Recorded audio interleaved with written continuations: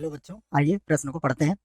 उन वृत्तों के समीकरण ज्ञात कीजिए जो y अक्ष को 0,3 पर स्पर्श करते हैं तथा x अक्ष पर 8 इकाई का अंतःखंड काटते हैं। यहाँ पर हम प्रश्न को हल करेंगे, परंतु उसके पहले मुख्य अवधारणा लिखेंगे। तो प्रश्न के लिए मुख्य अवधारणा में हम वृत्त का मानक समीकरण यहाँ पर लिखने वाले हैं, उसी की मदद से इसको हल करेंगे। वृत्त का मानक रूप में समीकरण होता है x माइनस एच का वर्ग प्लस y माइनस के का वर्ग बराबर r का वर्ग। इसका केंद्र होता है h कॉमा के, और इसकी त्रिज्या होती है r के बराबर। ठीक है, अब हम यहाँ से प्रश्न को हल करेंगे। यहाँ से इस प्रश्न को हम हल करते हैं। तो सबसे पहले मान लेते हैं, माना O केंद्र वाला या O केंद्र वाले वृत्त का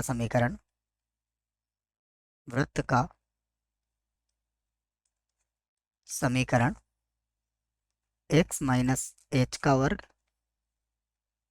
प्लस y माइनस के का वर्ग बराबर r का वर्ग है। ये हमने बना लिया। तो यहाँ पर हम क्या करेंगे, ये हमने वृत्त बना दिया है जैसा प्रश्न में कहा गया है। ये तो ये जो बिंदु में दिया गया है, ये दिया गया है 0,3। केंद्र हमने कितना माना है इसका, O। तो केंद्र O हुआ। तो यहाँ से जब इसको मिलाएंगे तो ये इसकी त्रिज्या हो जाएगी, और हम इसको इस प्रकार भी लिख सकते हैं। देखो, तो मैंने इसको लिख लिया AB और इसे नाम दे दिया P। अगर आप देखेंगे तो ये 8 इकाई का अंतःखंड काटता है, अर्थात 4 यहाँ हो जाएगा और 4 यहाँ पर हो जाएगा।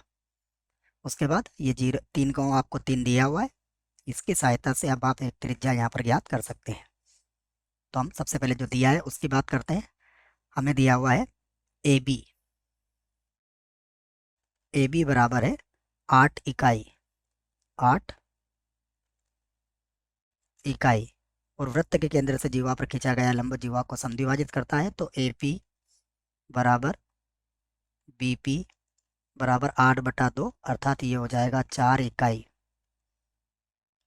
इकाई। ये हमारे पास हो गया। उसके बाद OP बराबर हमें दिया हुआ है 3 इकाई, ये भी हमें दिया हुआ है। अब हम यहाँ पर पाइथागोरस प्रमेय से OB का मान ज्ञात कर सकते हैं। तो समकोण त्रिभुज POB में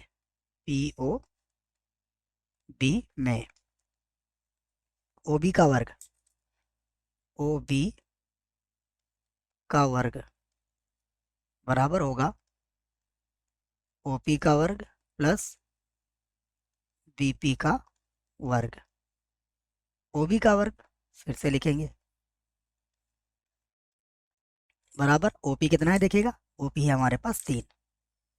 तो ये हो गया 3 का वर्ग प्लस ये हो गया 4 का वर्ग। तो यहाँ पर हो जाएगा OB बराबर, इनको वर्गमूल के अंदर ले लेंगे तो ये हो जाएगा 9 प्लस ये होगा 16, तो वर्गमूल हो जाएगा 5। तो वृत्त की त्रिज्या हमारी आ चुकी है। त्रिज्या ये कितनी आ गई, 5 इकाई त्रिज्या आ गई। वृत्त का केंद्र भी आ चुका है, तो यहाँ से लिख लेते हैं वृत्त का केंद्र। देखिए वृत्त का केंद्र क्या होगा, उसके लिए हम चित्र देखते हैं। वृत्त के केंद्र की बात करें तो देखिए ये जो दूरी है, ये दूरी हमारे पास कितनी आई है, त्रिज्या 5 के बराबर, तो ये तो 5 हो जाएगी। और ये दूरी कितनी है, 3 है। तो इस केंद्र के निर्देशांक क्या हो जाएंगे, 5,3। परंतु हमें एक स्थिति पर और विचार करना पड़ेगा। देखिए वृत्त इस प्रकार भी बन सकता था, समझिएगा आप बात को।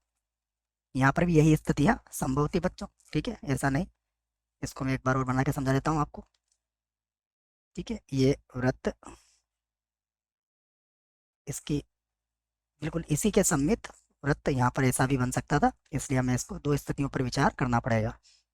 मैं फिर से बना देता हूँ, देखिए, एक वृत्त की स्थिति इस प्रकार भी संभव हो सकती थी, ये कुछ इस प्रकार भी वृत्त बन सकता था। तो केवल कितना फर्क पड़ता इसके केंद्र पर, तो केंद्र अगर 5,3 है तो इधर क्या आ जाएगा, केंद्र -5,3, बाकी तो सब वही बातें रहेगी। तो केंद्र क्या होगा, +-5,3 होगा इसका। तो वही हम यहाँ पर लिखेंगे कि इसका जो केंद्र होगा वो कितना होगा, +-5, कितना हो जाएगा, 3। तो ये वृत्त का केंद्र हमारे पास आ चुका है। अब हम वृत्त का समीकरण लिख सकते हैं। तो अतः वृत्त का समीकरण, तो वृत्त का समीकरण क्या होगा, वृत्त का समीकरण होगा x, ये हो जाएगा -+5, -+5 का वर्ग प्लस y-3, y-3 का वर्ग बराबर 5 का वर्ग। यहाँ पर इसको हल कर सकते हैं हम, तो ये बन जाएगा x का वर्ग,